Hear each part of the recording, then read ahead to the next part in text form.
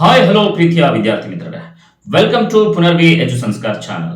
ನನ್ನ ವಿದ್ಯಾರ್ಥಿಗಳೇ, ನನ್ನ ಶಕ್ತಿ ಅಂತ ಹೇಳ್ತಾ ವಿಡಿಯೋವನ್ನ ಶುರು ಮಾಡೋಣ. ಎಷ್ಟೋ ನೆಚ್ಚಿನ ವಿದ್ಯಾರ್ಥಿ ಮಿತ್ರರು ಕಮೆಂಟ್ ಬಾಕ್ಸ್ ನಲ್ಲಿ ಕಮೆಂಟ್ ಮಾಡ್ತಾ ಇದ್ರು. ಏನಪ್ಪಾ ಅಂತಂದ್ರೆ, ಸರ್ SSLC ಆನ್ಯುವಲ್ ಎಕ್ಸಾಮ್ ನಲ್ಲಿ ಕ್ವಶನ್ ಪೇಪರ್ ಈಸಿ ಇರುತ್ತಾ ಅಥವಾ ಕಷ್ಟ ಇರುತ್ತಾ ಅಂತ ಹೇಳಿ, ಜೊತೆಗೆ SSLC ಎಕ್ಸಾಮ್ ಆದ ನಂತರ ಇವ್ಯಾಲ್ಯೂಯೇಷನ್ ಅನ್ನ ಯಾವ ರೀತಿಯಾಗಿ ಮಾಡ್ತಾರೆ, ತುಂಬಾ ಸ್ಟ್ರಿಕ್ಟ್ ಆಗಿ ಮಾಡ್ತಾರ ಅಥವಾ ತುಂಬಾ ಸರಳ ರೀತಿಯಲ್ಲಿ ಮಾರ್ಕ್ಸ್ ಕೊಡುವ ರೀತಿಯಲ್ಲಿ ನಮಗೆ ಪಾಸ್ ಮಾಡ್ತಾರ, ಕರೆಕ್ಷನ್ಸ್ ಮಾಡ್ತಾರ ಅಂತ ಕೇಳ್ತಾ ಇದ್ರು. ಜೊತೆಗೆ ಆನ್ಯುವಲ್ ಎಕ್ಸಾಮ್ ರಿಸಲ್ಟ್ ಯಾವಾಗ ಬರುತ್ತೆ, ಸೊ ಈ ರೀತಿಯಾದಂತಹ ಕೆಲವೊಂದು ಪ್ರಮುಖ ಪ್ರಶ್ನೆಗಳನ್ನ ವಿದ್ಯಾರ್ಥಿ ಮಿತ್ರರು ಕೇಳ್ತಾ ಇದ್ರು. ಸೊ ಇದರೆಲ್ಲದರ ಮಾಹಿತಿಯನ್ನ ಈ ಒಂದು ವಿಡಿಯೋದಲ್ಲಿ ನಾನು ನಿಮಗೆ ತಿಳಿಸ್ತಾ ಹೋಗ್ತೀನಿ. ಸೊ ಅದಕ್ಕಿಂತ ಮುಂಚೆ ನೀವೇನಾದ್ರೂ ಕೂಡ ಹೊಸದಾಗಿ ನಮ್ಮ ಚಾನಲ್ಗೆ ಭೇಟಿಯನ್ನ ಕೊಟ್ಟಿದ್ರೆ, ಏನು ನಿಮಗೆ ಎಕ್ಸಾಮ್ ಪ್ರಾರಂಭ ಆಗುತ್ತೆ. ಸೊ ಪ್ರಾರಂಭ ಆದ ನಂತರ ಎಲ್ಲಾ ಸಬ್ಜೆಕ್ಟ್ಗಳ ಪಾಸಿಂಗ್ ಪ್ಯಾಕೇಜ್ ಅನ್ನ ನಾವು ತಿಳಿಸ್ಕೊಡ್ತೇವೆ. ಪ್ರತಿ ರಾತ್ರಿ 8 ಗಂಟೆಗೆ ಎಲ್ಲಾ ಸಬ್ಜೆಕ್ಟ್ಗಳ ಪಾಸಿಂಗ್ ಪ್ಯಾಕೇಜ್ ಅನ್ನ ನಾವು ತಿಳಿಸ್ಕೊಡ್ತೇವೆ. ಸೊ ಮರಿದೇನೆ ಮತ್ತೆ ಯಾಕೆಂದ್ರೆ ಸಬ್ಸ್ಕ್ರೈಬ್ ಮಾಡಿ, ಪಕ್ಕದಲ್ಲೇ ಇರುವಂತಹ ಬೆಲ್ ಐಕಾನ್ ಕ್ಲಿಕ್ ಮಾಡಿ, ಜೊತೆಗೆ ಆಲ್ ಅನ್ನೋದನ್ನ ಒತ್ತಿ. ಬರೀ SSLC ಮಾತ್ರ ಅಲ್ಲ, ನೀವು SSLC ಪಾಸ್ ಆದ ನಂತರ PUC ಗೆ ಸಂಬಂಧಪಟ್ಟಂತಹ ಎಲ್ಲಾ ರೀತಿಯಾದಂತಹ ಪಾಠಗಳು, ಪ್ರವಚನಗಳು, ಜೊತೆಗೆ ಎಲ್ಲಾ ನೋಟ್ಸ್ ಗಳ ಪಾಸಿಂಗ್ ಪ್ಯಾಕೇಜ್ ಗಳನ್ನ ನಾವು ನಮ್ಮ ಪುನರ್ವಿ ಎಜು ಸಂಸ್ಕಾರ ಚಾನಲ್ ಮುಖಾಂತರ ಕೊಡ್ತಾ ಹೋಗ್ತಾ ಇರ್ತೀವಿ. ಮತ್ತೆ ಯಾಕಿತರ ಸೊ ಸಬ್ಸ್ಕ್ರೈಬ್ ಮಾಡೋದ್ರಲ್ಲ, ಪಕ್ಕದಲ್ಲೇ ಇರುವ ಬೆಲ್ ಐಕಾನ್ ಕ್ಲಿಕ್ ಮಾಡಿ, ಮರಿದೇನೆ ಆಲ್ ಅನ್ನೋದನ್ನ ಒತ್ತಿ. ಸೊ ಬನ್ನಿ ಈಗ ವಿಡಿಯೋವನ್ನ ಶುರು ಮಾಡೋಣ.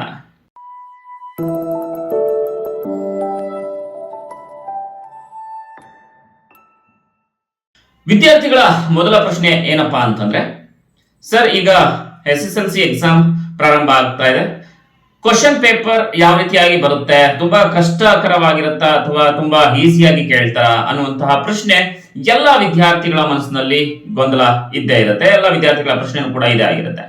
ಸೊ ವಿದ್ಯಾರ್ಥಿಗಳೇ, ಸೊ ಇಲ್ಲಿ ನಾವು ಅದನ್ನ ಗಮನಿಸಬೇಕಾಗತ್ತೆ. ಏನು ಈಗ SSLC ಬೋರ್ಡ್ ಅವರು ಇದ್ದಾರೆ, SSLC ಬೋರ್ಡ್ ಅವರು ಏನ್ ಮಾಡ್ತಾರಪ್ಪ ಅಂತಂದ್ರೆ, ಪ್ರಶ್ನೆ ಪತ್ರಿಕೆಯನ್ನ ಸಿದ್ಧಪಡಿಸುವಂತಹ ಸಂದರ್ಭದಲ್ಲಿ ಡಲ್ ಸ್ಟೂಡೆಂಟ್ಸ್ ನು ಕೂಡ ಗಣನೆಗೆ ತೆಗೆದುಕೊಂಡು ಅತಿ ಅಂದ್ರೆ ಈ ಕಡೆ ಕಷ್ಟನೂ ಇರೋದಿಲ್ಲ, ಈ ಕಡೆ ಅತಿ ಸುಲಭನೂ ಕೂಡ ಇರೋದಿಲ್ಲ, ಒಂದು ಮಧ್ಯಮ ರೀತಿನಲ್ಲಿ ಸೊ ಏನು ನಿಮ್ಮ ಕ್ವಶನ್ ಪೇಪರ್ ನ ರೆಡಿ ಮಾಡಿರ್ತಾರೆ, ಒಂದು ಮೀಡಿಯಂ ಆಗಿರುತ್ತೆ.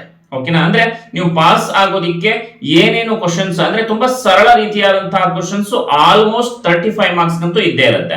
ಪ್ರತಿ ವಿದ್ಯಾರ್ಥಿಯು ಕೂಡ 35 ಮಾರ್ಕ್ಸ್ ಗಳಿಗೆ ಪಾಸ್ ಆಗಬೇಕು. ಸೊ ಆ ರೀತಿಯಾದಂತಹ ಪ್ರಶ್ನೆಗಳು ನಿಮ್ಮ ಒಂದು ಕ್ವಶನ್ ಪೇಪರ್ ನಲ್ಲಿ ಇರುತ್ತೆ, ಭಯ ಪಟ್ಕೊಳ್ಳುವಂತಹ ಅವಶ್ಯಕತೆ ಇಲ್ಲ.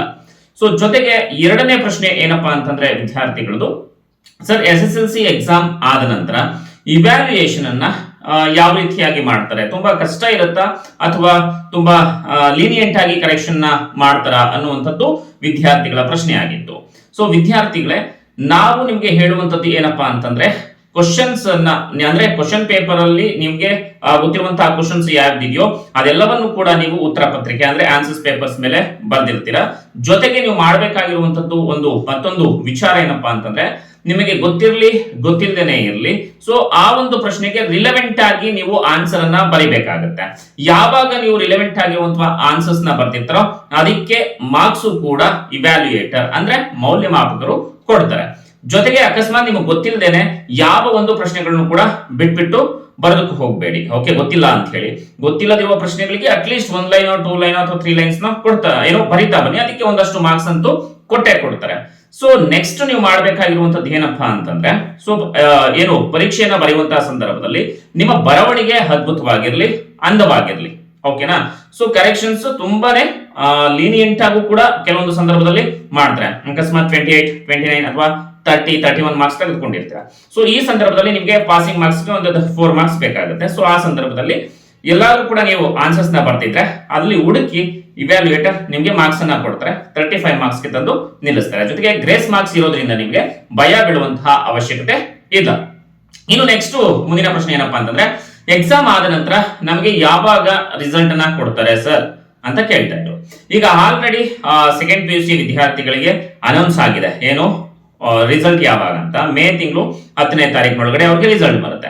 ಇನ್ನು ನಮ್ಮ SSLC ವಿದ್ಯಾರ್ಥಿಗಳಿಗೆ ರಿಸಲ್ಟ್ ಯಾವಾಗ ಬರುತ್ತೆ ಅನ್ನೋದನ್ನ ನೋಡೋದಾದ್ರೆ, ನಿಮಗೆ ಮೇ 21ನೇ ತಾರೀಕು ರಿಸಲ್ಟ್ ಬರುತ್ತೆ ವಿದ್ಯಾರ್ಥಿಗಳೇ. ಓಕೆನಾ? ಎಷ್ಟನೇ ತಾರೀಕು? ಮೇ 21ನೇ ತಾರೀಕು ನಿಮಗೆ ರಿಸಲ್ಟ್ ಬರುತ್ತೆ. ಇದು ಏನು ನಿಮ್ಮ SSLC ಬೋರ್ಡ್ ಇದೆ ಆ ಒಂದು ಬೋರ್ಡ್ ಕಡೆಯಿಂದ ನೋಟಿಫಿಕೇಶನ್ ಬರುತ್ತೆ. ಸೊ ಆ ನೋಟಿಫಿಕೇಶನ್ ಕೂಡ ನಾವು ತಿಳಿಸ್ಕೊಡ್ತೀವಿ. ಸೊ ಜೊತೆಗೆ ತಪ್ಪದೇನೆ ಪುನರ್ವಿ ಎಜು ಸಂಸ್ಕಾರ ಚಾನಲ್ ಅನ್ನ ಫಾಲೋ ಮಾಡ್ತಾ ಇರಿ. ಓಕೆನಾ? ಸೊ ಇನ್ನೇನಾದ್ರೂ ನಿಮ್ಗೆ ಡೌಟ್ಸ್ ಗಳಿತ್ತು ಅಂತಂದ್ರೆ ಕಾಮೆಂಟ್ ಬಾಕ್ಸ್ ನಲ್ಲಿ ಕಮೆಂಟ್ ಮಾಡಿ. ಎಲ್ಲಾ ವಿದ್ಯಾರ್ಥಿಗಳಿಗೂ ಕೂಡ ಆಲ್ ದ ಬೆಸ್ಟ್. ಎಲ್ಲರೂ ಕೂಡ ಚೆನ್ನಾಗಿ ಬರೀರಿ. Okay, so once again all the best. ಸಂಪೂರ್ಣವಾಗಿ ವಿಡಿಯೋವನ್ನು ನೋಡಿದ್ದಕ್ಕಾಗಿ ಧನ್ಯವಾದಗಳು. ಈ ವಿಡಿಯೋ ನಿಮಗೆ ಸಹಾಯ ಆಗಿದ್ರೆ ನಿಮ್ಮ ಎಲ್ಲಾ ಫ್ರೆಂಡ್ಸ್ಗಳಿಗೂ ಕೂಡ ಮರಿದೇನೆ ಶೇರ್ ಮಾಡಿ. ನಮಸ್ಕಾರ.